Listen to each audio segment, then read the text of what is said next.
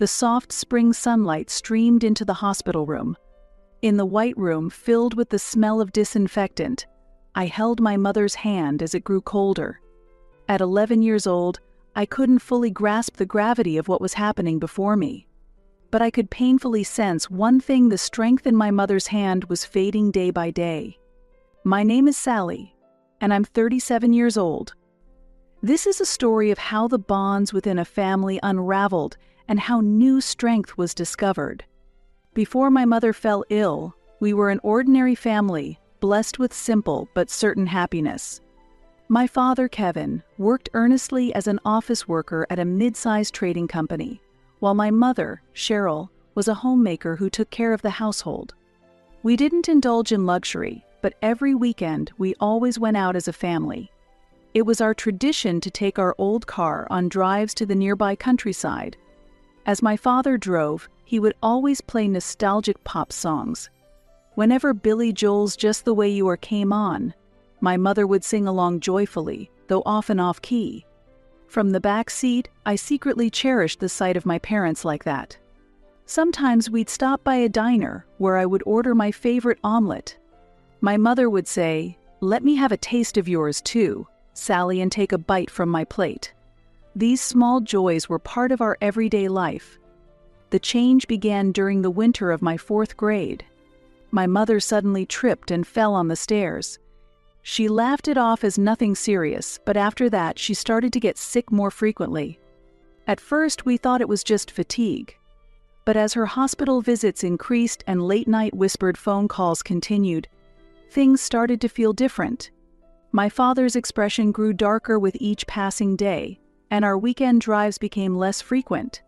Even the sound of chopping from the kitchen lacked the usual energy. The taste of my mother's cooking also began to change little by little. One day when I came home from school, I saw my mother crying in the living room. Startled, my mother noticed me and quickly wiped away her tears. "I'm fine, Sally. I just got something in my eye." Even now, I can vividly remember the forced smile she gave me at that moment. She never told me anything, but I could painfully sense the change in the air. My parents' conversations at night became whispers, and sometimes I could hear broken sobs. The day my mother's hospitalization was decided, my father sat me on his lap and tried to explain in a trembling voice, "Sally, Mommy is." But his words were broken, and in the end I didn't understand anything. Still, when I saw the tears welling up in his eyes, I realized something terrible was happening. After her hospital stay began, my mother weakened rapidly. The chemotherapy caused her once lustrous blonde hair to fall out, and her cheeks became sunken. Even so, whenever I visited, she tried her best to act cheerful. "Sally, are you having fun at school? Are you eating all of Daddy's dinners properly?"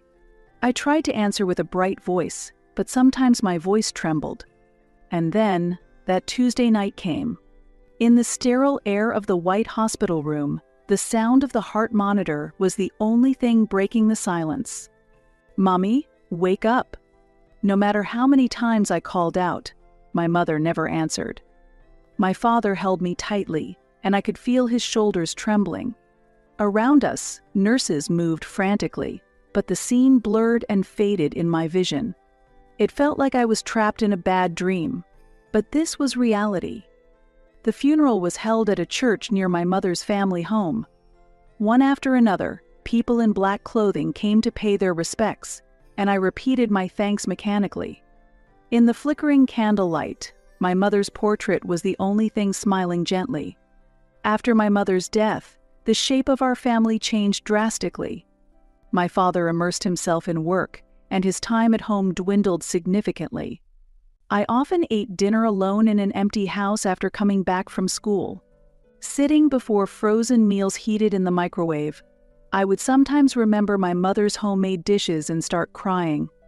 Even when I occasionally saw my father, our conversations were kept to the bare minimum. Neither of us knew how to accept my mother's absence. One day, 6 months later, my father began by saying, "I have something important to talk about." I sensed a mix of hope and anxiety in his expression, and a suffocating feeling of foreboding tightened my chest. "Sally, I want to introduce someone special today." The woman who walked into the living room was completely different from my mother. She had long hair dyed brown, flashy makeup, and designer brand clothes. From the very beginning, her smile felt off to me. "Nice to meet you.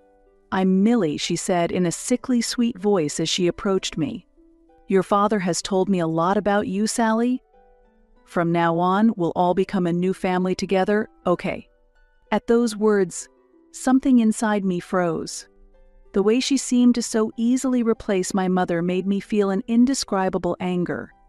But when I saw how happy my father looked, I decided to suppress those feelings.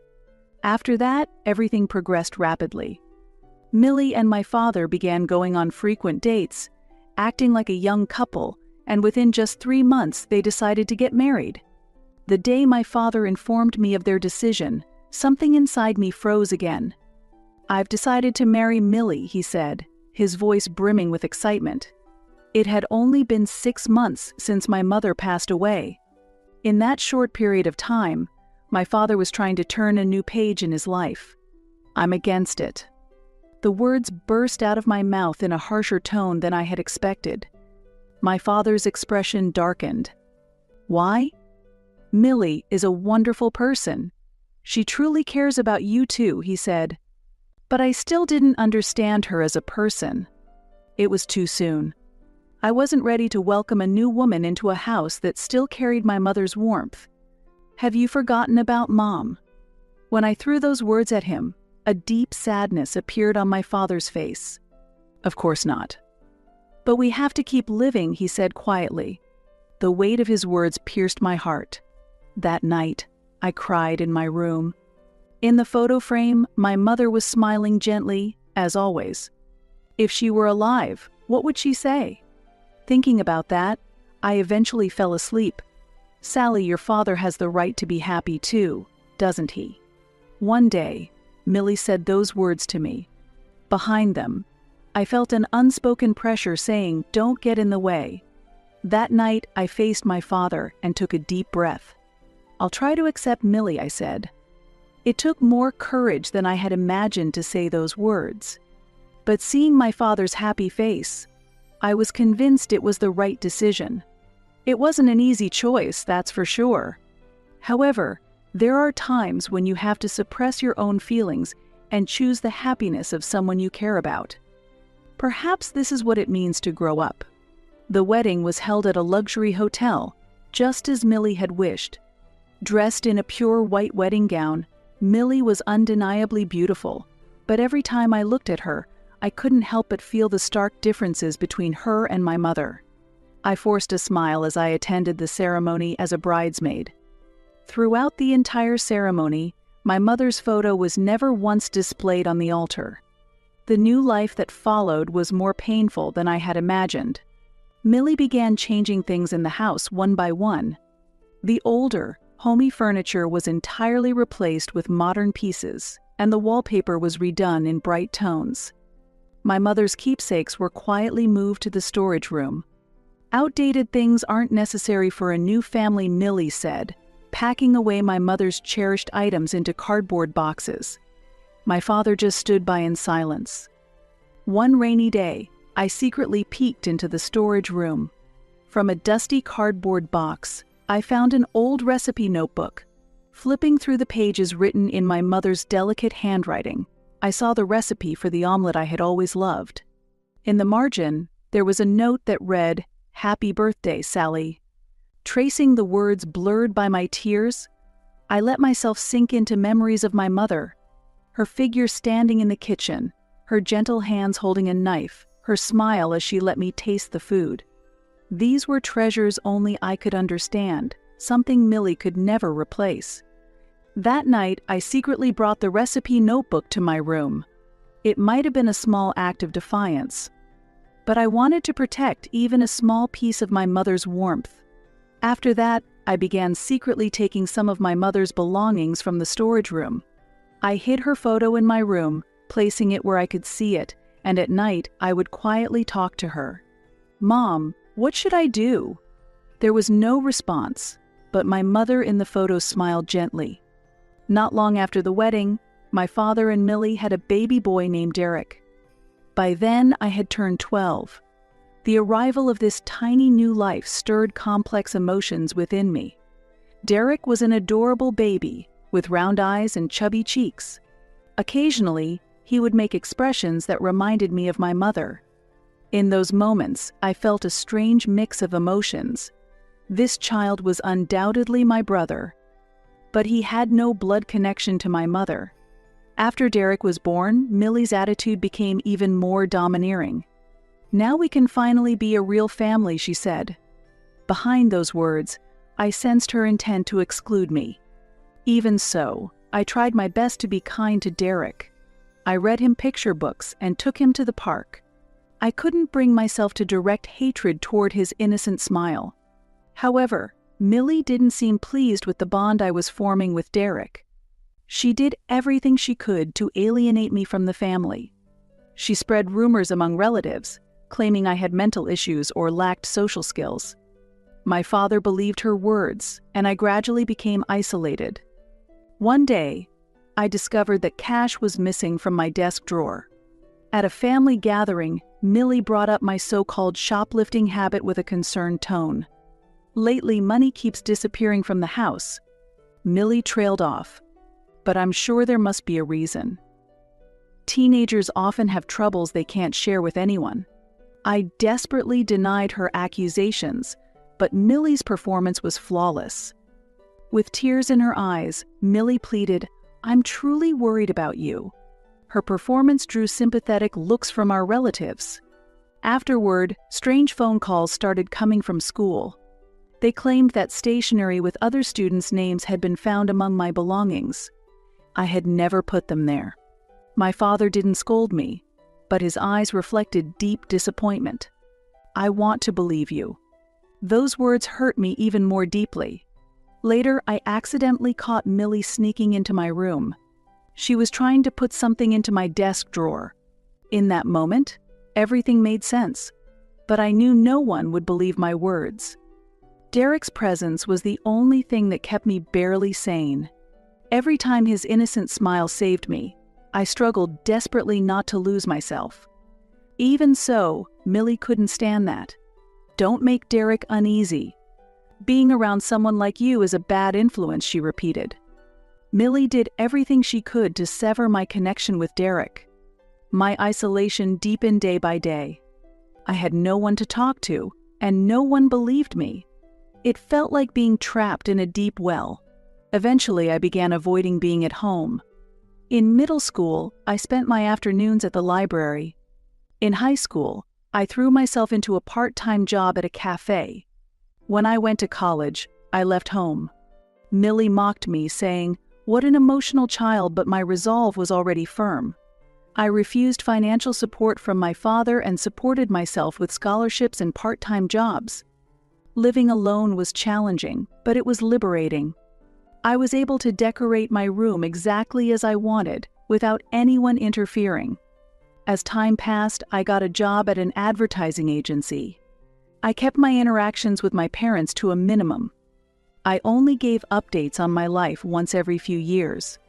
As for Derek, we exchanged birthday cards a few times a year at most.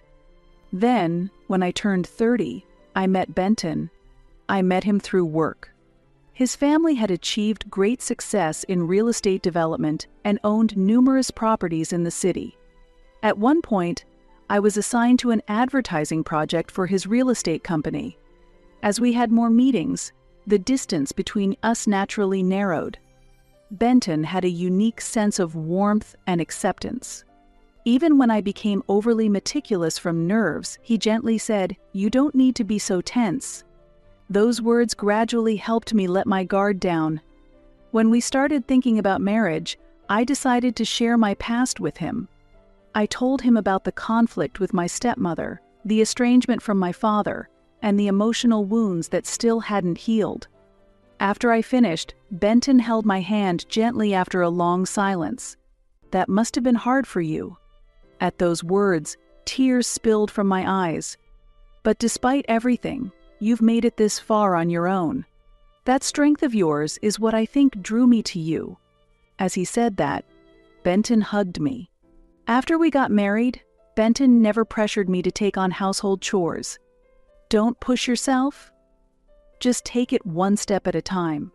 For someone like me, who feared being expected to create a perfect home, those words were a great comfort. Sometimes, I wake up in the middle of the night, distressed by nightmares. During those times, Benton quietly rubs my back. There are no intrusive words or excessive sympathy. Simply being there and accepting my presence. "Family isn't necessarily about blood ties," Benton said one day, almost to himself. "We can build our family together.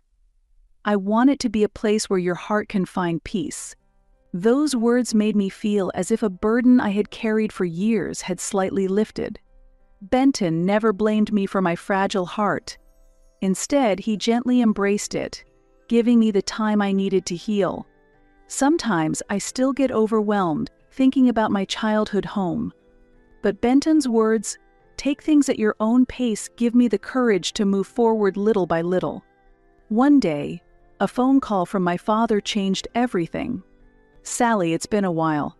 Derek is moving into his own place, and, well, the apartment is managed by Benton's company." I caught my breath. It was true that Benton's company owned some of the most prominent properties in the city, but I never expected my brother to move into one. We're planning a housewarming party. I thought it'd be great if the whole family could get together for the first time in ages. The moment I heard those words, I froze. Benton's company had strict regulations for its luxury apartments. Among them was a clear prohibition against new tenants hosting parties to ensure the privacy and peace of other residents. "So, Sally, I was hoping you could handle the catering. You'll take care of it, right?" For a moment I thought about warning him, but 25 years of humiliation held me back. This might be my chance. "Got it," I replied. "I'll handle everything." I placed an order for a lavish course meal with my friend Paula, who was a chef. I told Paula that I would cover all the expenses. Looking confused, she asked, "Are you sure about this?" I smiled and replied, "Yes, it's a rare family gathering." On the day of the party, I dressed in my finest outfit and headed to the venue. When I opened the door, I saw a scene that hadn't changed in 25 years. The relatives were gathered around Millie at the center of the room. "Oh, my Sally," Millie said in her silky voice. "You came. Still as plain looking as ever. But I didn't expect you to come at all, considering your social anxiety." The relatives chuckled softly. My father wore an uneasy expression but said nothing. Sally, Derek called out to me, "Mom used to talk about you a lot. Are you feeling okay?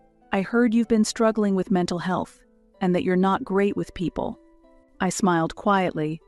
I glanced at the clock. The food would arrive in 30 minutes. "So, how's work going?" Millie asked with a sly smile. "I heard you're working at a big advertising agency. It's surprising you managed to get into a place like that. You must have been very lucky. But is there even a job you can handle with your fragile mental state?" I continued to smile silently. Perhaps mistaking my silence for weakness, Millie didn't hold back her attacks. "Well, I suppose you're doing your best in your own way. You're probably surrounded by people who help you out. Everyone must be sympathizing with you because of your illness." As the relatives chuckled hesitantly, Millie basked in her sense of superiority and kept going. "Your husband must have married you out of pity, right? I mean, someone like you, with such fragile mental health, it's not normal for anyone to want to be with a person like that." My father remained silent, staring at the floor. Derek stood beside his mother, looking visibly uncomfortable. "Oh, I'm sorry. I was just stating the truth. Am I going to be made the villain again?" Millie theatrically placed her hand on her chest. I checked the clock again. 15 minutes to go. I stood there quietly, a faint smile curling at the corner of my lips. Right on schedule, the food arrived. Luxurious appetizers, main courses, and desserts each made from the finest ingredients, custom ordered. "This is such wonderful food," Millie said. "But are you sure you can afford such expensive catering? Can your salary even cover it?" Laughter erupted again. This was the moment I had been waiting for. I pulled out my smartphone and called the apartment management company, putting it on speaker for everyone to hear. "This is property management," came the answer. "This is Sally, Benton's wife." "Oh, Mrs. Benton," the tone on the other end immediately shifted. "I'd like to confirm Clause 7 of Derek's lease agreement. Parties are explicitly prohibited, and violations lead to immediate eviction, correct?" The room fell silent, the air frozen. "Yes, that's correct. Housewarming parties are strictly prohibited. If a violation is confirmed, it results in immediate termination of the lease." The color drained from Millie's face. My father stood in stunned silence. "There's actually a party happening right now, with over 30 guests," I said. "What?" "That's..." Millie tried to interrupt. "I also have photographic evidence," I continued. "It's even being live-streamed on social media." "This is a serious breach of contract." The voice from the management company grew stern. Derek, looking confused, turned to my father. "What's going on? Was there really such a clause in the contract?" My father, looking resigned, began to explain. "Well, it was written in the contract, no parties allowed. But Millie said it would be fine."